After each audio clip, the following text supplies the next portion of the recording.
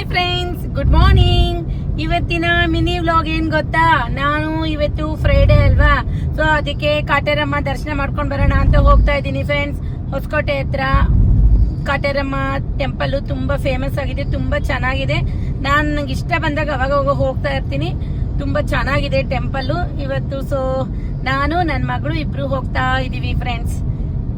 ನಿಮ್ಗೂ ಯಾರಿಗಾದ್ರೂ ಹೋಗ್ಬೇಕು ಅನ್ಸಿದ್ರೆ ದಯವಿಟ್ಟು ಹೋಗಿ ಒಂದ್ ವಿಸಿಟ್ ಮಾಡಿ.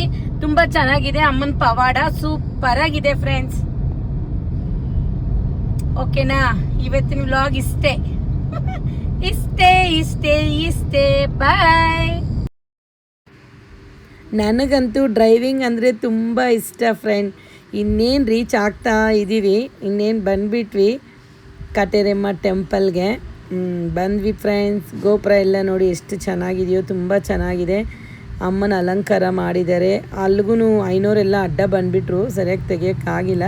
ಬಟ್ ತುಂಬ ಚೆನ್ನಾಗಿದ್ದಾಳೆ ತಾಯಿ.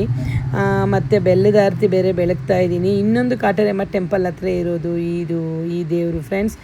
ತುಂಬ ಚೆನ್ನಾಗಿತ್ತು. ಬೆಲ್ಲದ ಆರತಿ ಎಲ್ಲ ಬೆಳಗಿದ್ದಾಯಿತು. ನೋಡಿ, ಇದು ಬೇರೆ ಕಡೆ, ಅದು ಬೇರೆ ಕಡೆ. ತುಂಬ ಇಷ್ಟ ಆಯಿತು ನನಗಂತೂ. ಇಷ್ಟ ಬಂದಂಗೆಲ್ಲ ಹೋಗ್ಬಿಡ್ತೀನಿ ಫ್ರೆಂಡ್ಸ್.